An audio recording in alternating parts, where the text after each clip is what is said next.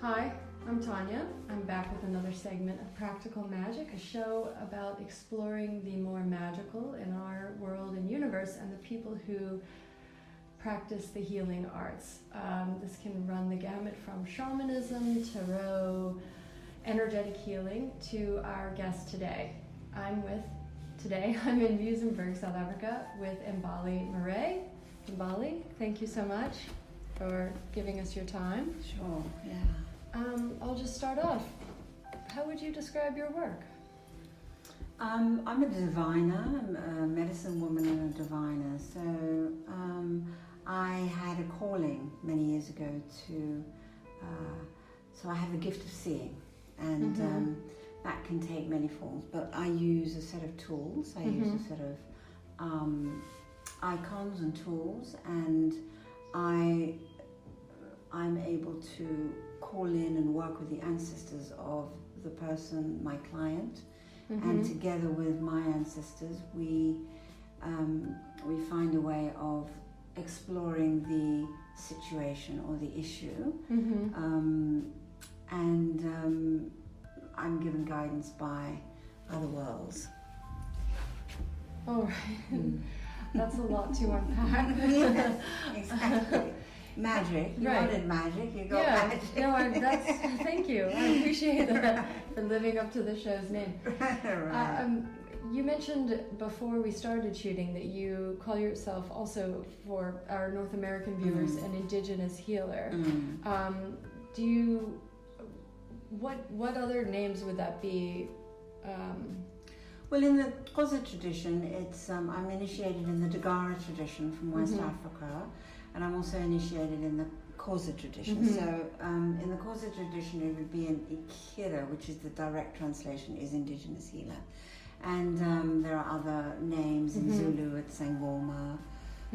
Other people would say shaman, right? But I don't call myself a shaman. I like medicine woman or Indigenous healer. Feels like it fits for me. I like medicine woman. It has this kind of lineage, a history, really. Right. You know, it goes back, probably millennia. Yeah, and I think that I think anyone who does have the calling, there's usually somebody in the family lineage, in the ancestral lineage, who perhaps was a healer and wasn't able to bring their gifts to the world, and it carries on through the generations until somebody actually does do the work. So do you have that lineage? I do have that lineage. Yeah, you do. Yeah, I do have that lineage. I am I'm bringing it through from an ancient grandmother.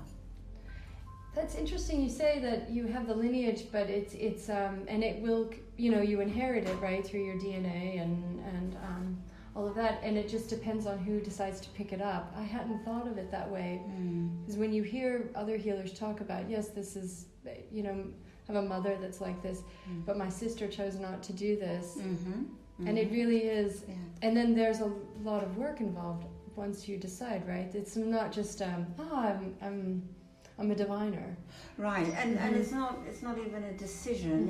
It's a calling. I have to call it a calling. It's not a decision. So yes, you can decide to do it or not do it, but it's definitely a calling. And there is a lot of work. Initiation is definitely not something to be light about. It's not to be taken lightly by any means. Yeah. When did you have this calling?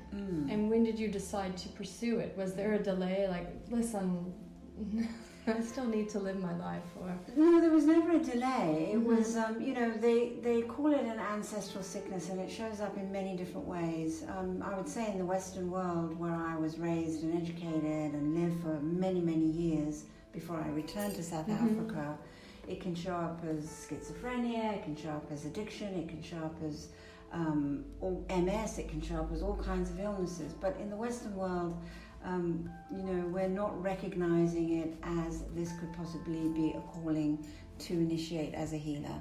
Here in South Africa, 1, 2 in every family has this calling, and they recognize it here. So 1 in 2 families are healers, are Indigenous healers, are medicine people.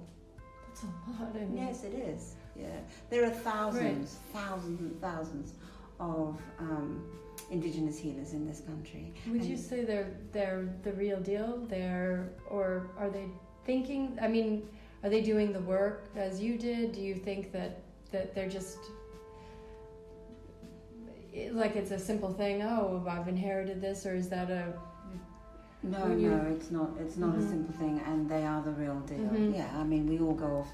People go off the rails, but if they're the real deal, if they're called into this work, it can take up to 2 to 7 years. I don't think anybody would take that lightly. No. It's I like, just mean, are they? That's a huge concentration for a population. Do you think that, like in North America, South America, Europe, and Asia, that used to be the case? With these, and then it just got shut off. Yeah. Yeah, that's interesting. Exactly. And it's still getting shut off, Right. I know in certain areas, in Europe, for example, I know Indigenous healers who have to hide their work still. Right. I mean, that is the place that burned the witches. Correct. Yeah. So, can you explain what you said? Your focus is divination, or your specialty. What does that mean for you? Right. Well, you have callings. I mean, the easiest way to describe it is here there are different tracks. So you would follow the plant medicine, or you would follow clairvoyancy, and so I'm following what they call here throw the bones, but it shows up in many different traditions as it's like tarot. It's like runes. It's like it's like that. So it's just your tool. It's my tool. It's my tool for me. It's my vehicle for me to transmit the information that comes through from the other world. Okay. And you mentioned this is insider information that your path came to you in dreams, right? Yes, my path came to me in dreams, and that's also how, that is the track that usually gives the information as to whether or not you have the calling. You have to dream about your trainer, they have to dream about you. If that isn't happening, then you might want to sit down and really question what is happening. But that's how they do it here anyway. And then for me, it came in dreams even before, and I was beginning to get messages and signs and symbols of how to follow the track, where to go, who to work with. That is magical. Yeah, it is right? magical, when exactly. You're working in that synchronicity, that just, you get goosebumps. So you also mentioned ancestral work, which I've heard more than a few times since I've been here. What is ancestral work?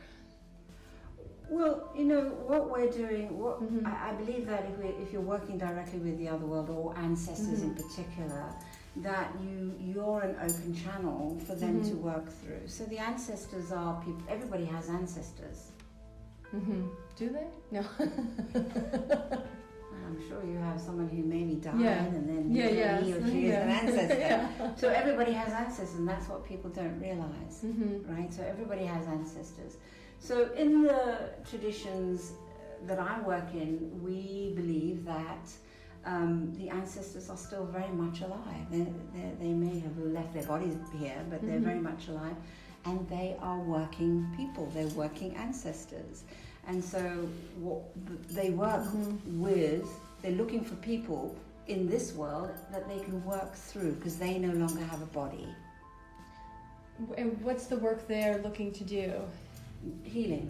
Okay. Everything is about healing. Let me just make that very clear. Right. Any initiation is about healing yourself and then healing the community.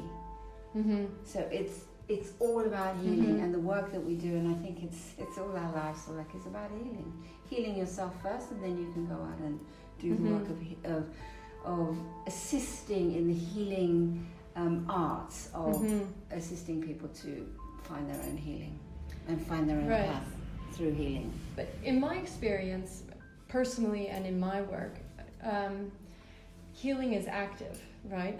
I thought, even personally, I've done this, I'm healed, but then I need to do it again. Do you find that for yourself as a healer, that you need to continually work to heal yourself, and you know, people come back, right? It's absolutely essential, Tanya. So I'm glad you brought that in, because it's a very missing part of some of the work that is happening here. Unless we continue to reevaluate and revision and redream our lives, the healing doesn't stop. I'm been practicing for 30 years. I'm still doing the work of healing. I'm still having divinations myself. I'm still working with people in America, and I work with people here. And yeah, no, it doesn't stop after one divination and one ritual. It's an ongoing process, because our lineages go back so far, and the healing work if there's healing work that hasn't been done, if the ancestral wounding hasn't healed, then the work has to go back, and we keep uncovering different layers, and we're doing this for our next generations, our children, our children's children. So the effects would be long-reaching. The effects are long-reaching. So if there's a wound in the family that hasn't been healed, or if there's an issue in the family that hasn't been healed, and it comes to me, then I'm going to do the healing work, so that maybe my family can then benefit from the work that I'm doing, and their children. They don't even have to know I'm doing it. It's this idea, right, epigenetics, where the PTSD, the traumas from the past, whether you know, your family was a colonizer or colonized, or a refugee.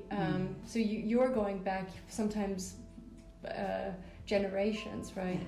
Generations and generations. And you know, we also go into, so for example, you know, if you've been involved, like for example apartheid, you know, the healing that has to be done is layered and multi-layered and depthful. Genocide, you know, the Holocaust, those are just a few. And then the reaction wars, to I mean, then there's the rage that the person feels in the violent acts you do in retaliation. Sometimes not even knowing where it's coming from. And so the ancestors that's their work. When we heal, when we're working with the ancestors to heal us, we're also healing those generations back. So we carry that wisdom, and we also carry their wounding, and we carry their wisdom. Double-edged. WW, double-edged W. Wisdom and wounding. Oh, that's a good motto. So I know that you work with water. That's one of your elements. Is it your primary element? Yes, it's my primary element. I have a particular concern about the future of water, and what are things that we can do to heal water, or maybe to heal our relationship with water? So that's a beautiful question, and one that I've just been really in depth in this morning. And you know, the disconnect is, as it is with nature, the disconnect is that we have forgotten our relationship to water. So we are water. Let's just say that. We are water. We're born into water. We're 98% water when we're born. We're probably about 75% when we die.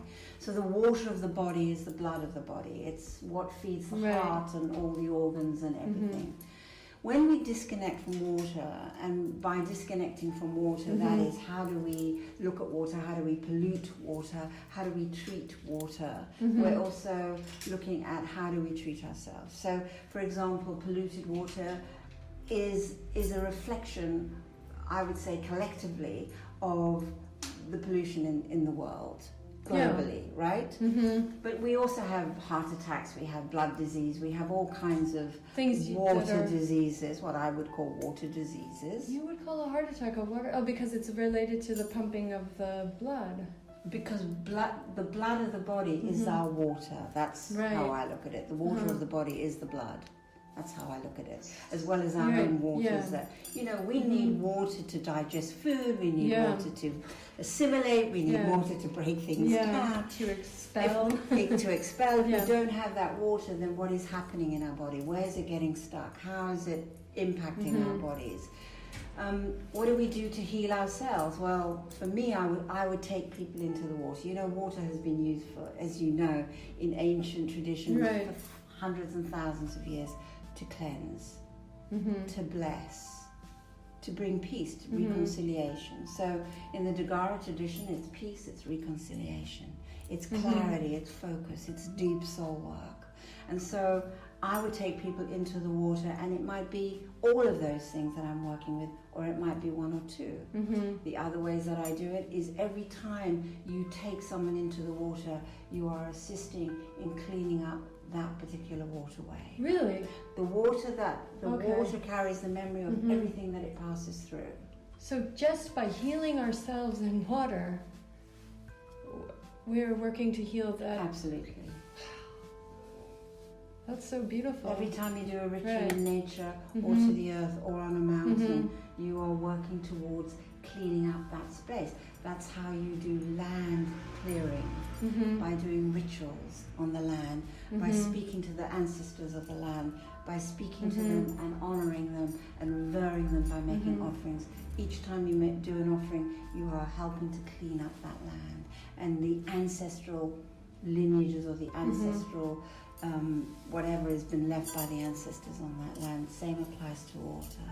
So anytime you go to a waterway, you make an offering to the waterway, you are beginning to start the cleanup of that waterway. I'm going to start to do that. That's why here, people get really, they demonstrate and they fight against mining coming in to try to take away the waters, because those waters to those people, to the communities, is incredibly sacred. It is a highly revered place. It's a food source also. And it's also a food source. So it's practical, it's on all of those levels. It's on many levels. Which I love about your work. Yeah. It's the macro and the micro. Sure. Right. And you've also got the shallow waters, the murky waters, the clear waters, and then the deep waters. Right. You've got all those layers. But water is our original mother. Following from that question, are there holy spots on the earth we can visit and get a charge or connect with the divine? Yes.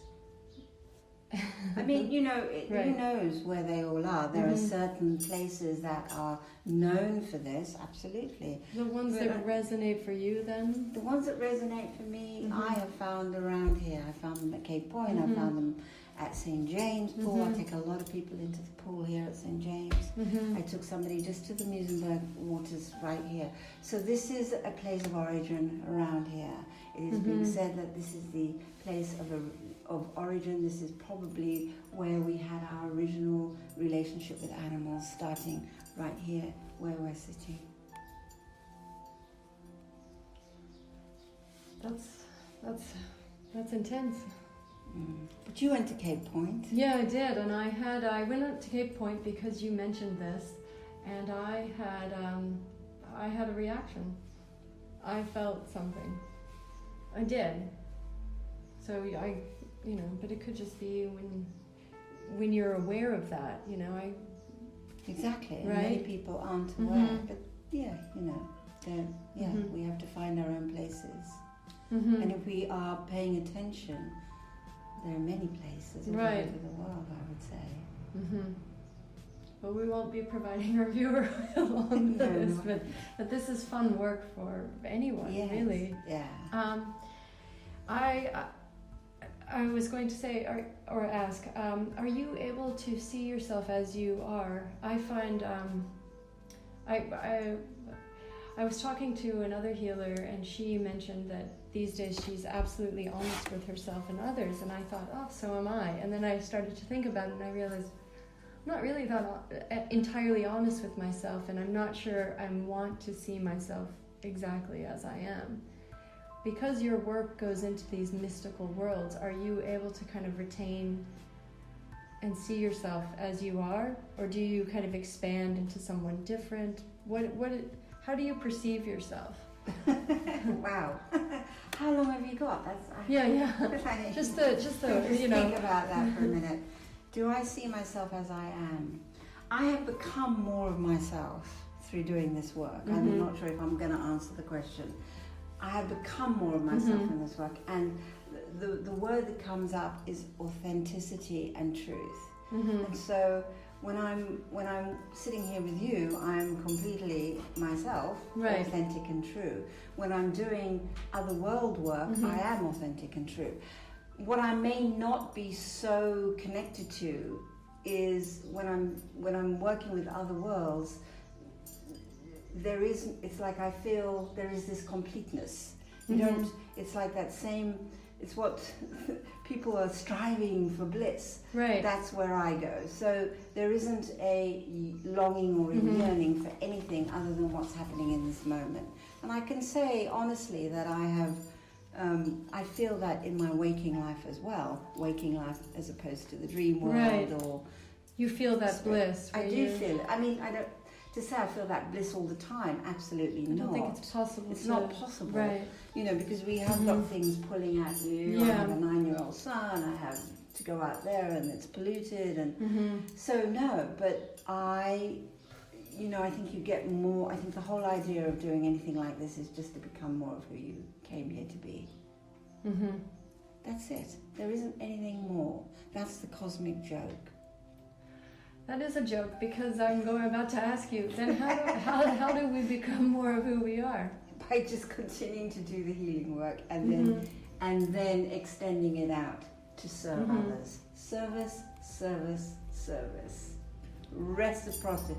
Sacred reciprocity, sacred reciprocity. All of us are meant to be of service. Not being sitting in our own little bubbles and, consuming and consuming and consuming and consuming.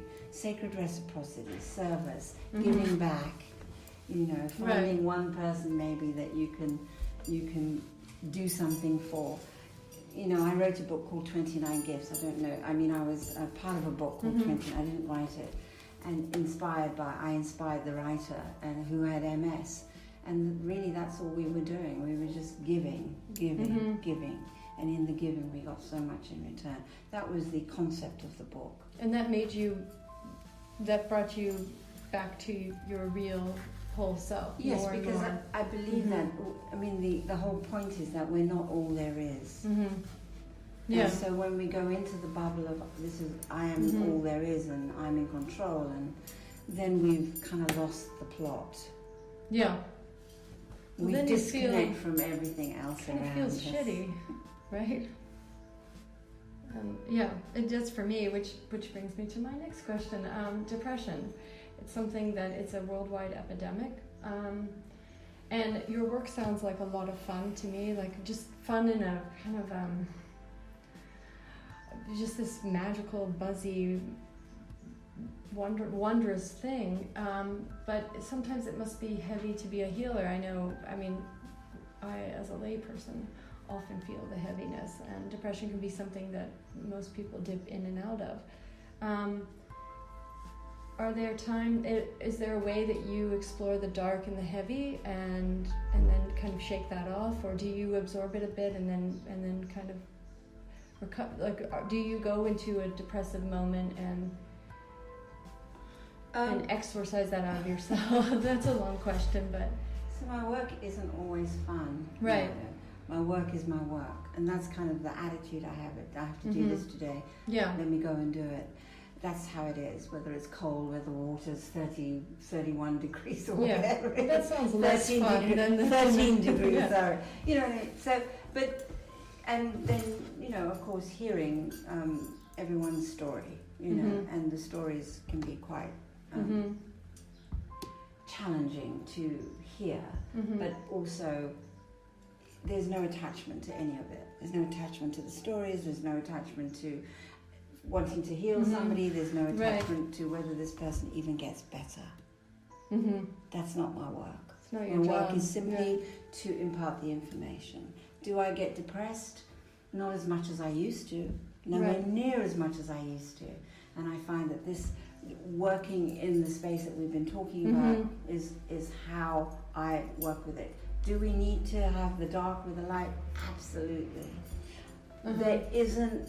If anyone says that there is only light, then I'm very skeptical. I have to sort of stand back and go, how do you get to the light without going through the darkness? The more that, as I've discovered, the more I'm able to, let's say, explore my depression as opposed to just being in it these days, I find that it is extremely important for me to go to these places in order for me to really look at what is going on, because it helps me to slow down and discuss this. Yes. And it helps me to stop, to go, what is happening here in this moment?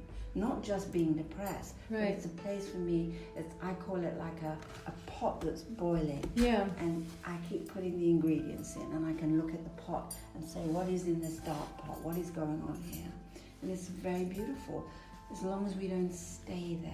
Right, and that's what I'm wondering is, you have these feelings, right? And you do explore the darkness. How do you I explore my own darkness. Right. So how do you not sink into it? How do I not sink into it? Okay. So I've been to so many dark places myself. Yes. Right. So I've been able to walk through those dark places myself. That I feel that I am, and I can take on. I will walk with anybody who wants to walk with me, my clients. I will take them, walk with them to those dark places and bring them back. I can do that because I've done it myself. I'm not saying I haven't ever explored the dark, but I'll take you to the dark place to look at it. So I've done it myself. So what use do I take their stuff on? No, I don't. Right. You just take on your own, and then you're busy. That's your work to show that. Well, I think it's really essential as healers that we take care of ourselves. That we have to cleanse every time, that we go to the waters often, that we stay connected to nature. That's where you get your revitalization. That's where you get your energy. That's why, in days gone by, people used to go to the water to get well. Right. They used to recuperate in the mountains. They did that intuitively. But they did it intuitively, but it was a known fact that you get sent to the mountain to recuperate. Right. You get sent to the waters to recuperate or to heal. So that's been going on for thousands of years. Right. And that is where you do get your ions and your energy and rejuvenation, is by returning to nature. Yeah, I guess that would answer that question. How do we elevate our spirits and get to nature? Same answer. Yeah. Same answer. Ditto. Ditto. And of course eating well and healthily. Yeah. There are people who can communicate with other beings and animals and perhaps elements on Earth, right? How is that? That's a calling as well. How do you think they do that? What are the mechanics behind that? I think it's a gift. I think again, it's a gift that they're giving, and I feel that everybody can probably do that. It's just that they don't have the guidance. Right. It's probably about listening more and. Well, there are signs, symbols, messages in every waking moment actually, and we're not paying enough attention either through the dreams, through an animal showing up, through a bird showing up. If something happened, I walked the other day on the street. There's porcupine quills everywhere. Really? I just had a conversation with my son about extra protection for something that had happened for him at school, and we walked along, porcupine quills in an urban street all over. Yeah. The blood was fresh. I said, he said, because he's very intuitive, he said, is that for me? I said, yes, it is. Oh, sweet. It just happened. It must have just happened. I've never heard of, I've never seen a porcupine quills on the street. No, nor have I. Yeah. And the whole porcupine was right there. Not the body of the porcupine, just the quills, which is... Just what you needed. Just in our tradition, porcupine is about protection. And I've seen them on your door. They're beautiful. They're like this long and a beautiful color. Yeah, I can testify to that. That's happened to me when I pay attention. I call the hawk, and then the hawk appears, and feathers, and all that jazz. Yeah. So unfortunately, we've lost the connection to myth, to symbolism, and to messages and signs. But anyone could reconnect to that starting today. Yes, right. Absolutely. Just by listening, paying attention. There's lots of great stuff out on the internet. You see a hare suddenly running across your path. You go and you look. What does that mean? What's the medicine that animal has for me today? If you don't have a book, go look on the internet. This is where the internet is really very good. Right. Useful. Yeah. It can be. It's more than about porn. What's the craziest, wildest thing you've ever experienced in your work? One of them, then. If it was that crazy and that wild, then I can't speak about it. Oh, that's a teaser. Well, you know, what's you can't. The right. thing is, that's another thing one has to learn also. Right. That some of this stuff just can't be spoken about. Mm-hmm. Every time you speak about it, you lose some of the power of it. Is that true? Yes, and you dilute it. Like, for example, if you said to me, what is my totem animal, I wouldn't tell you. That's why I'm not going to ask you. Yeah, so it's the same thing. Right. So, you know, for me, I don't put phenomenon right up there. Mm-hmm. It's like seeing porcupine quills in an urban street to me was like powerful. Right. You don't have a scale. I don't have a scale. Mm-hmm.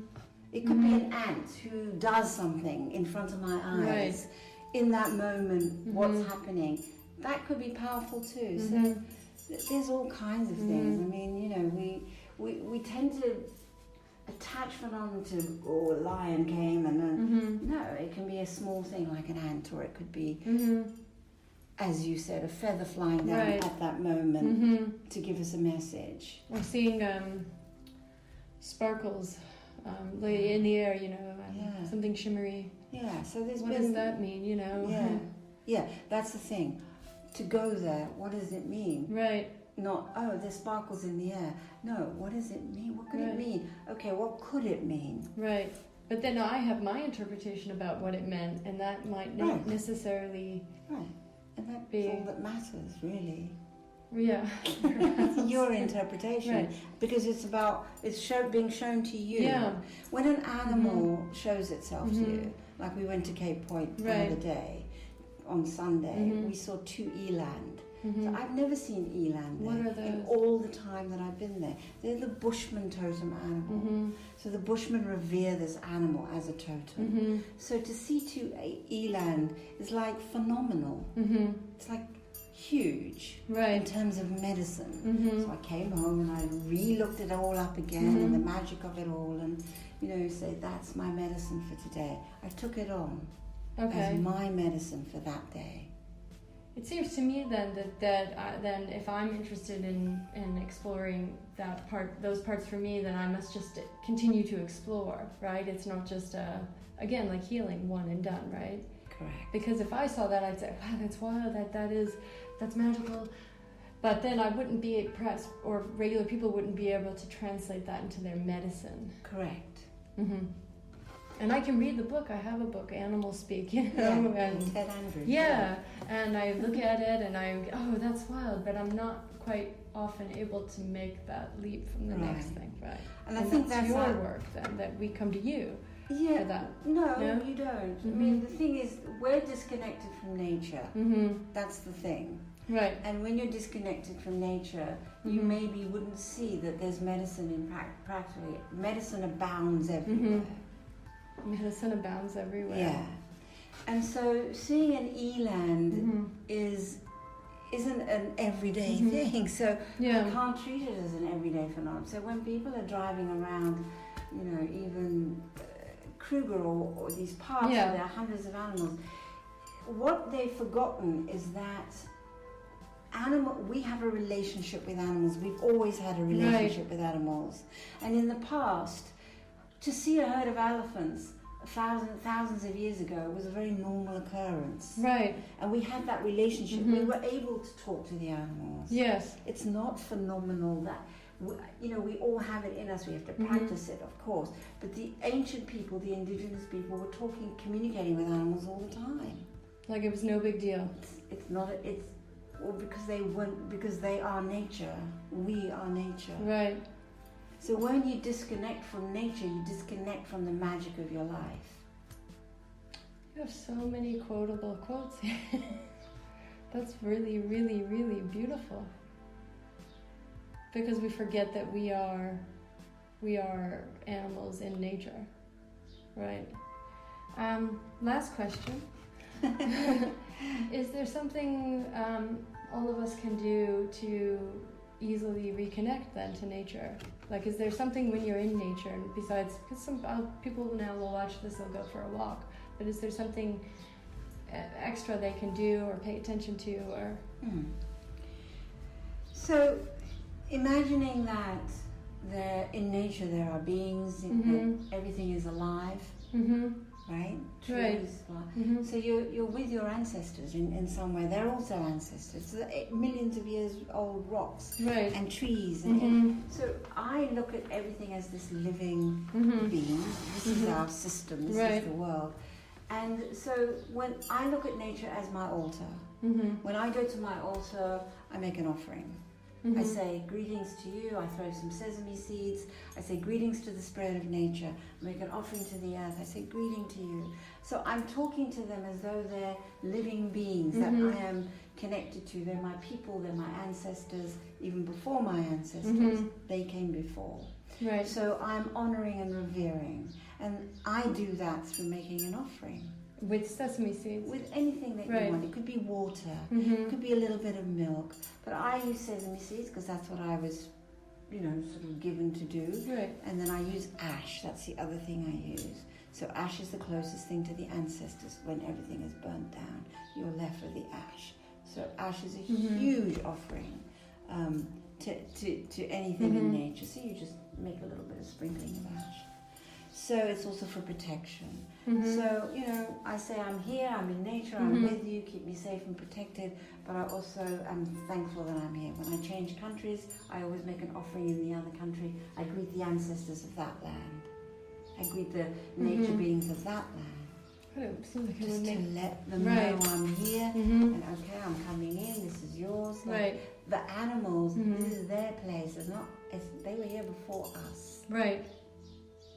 I understand you were here before us. Show me what you want me to do. Right. That sounds like fun. Well, it's a practice. Yeah, it sounds like a fun practice to develop. Right. You can do it in nature as well.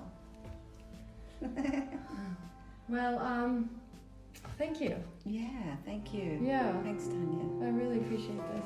Yeah. Yeah. Thank you.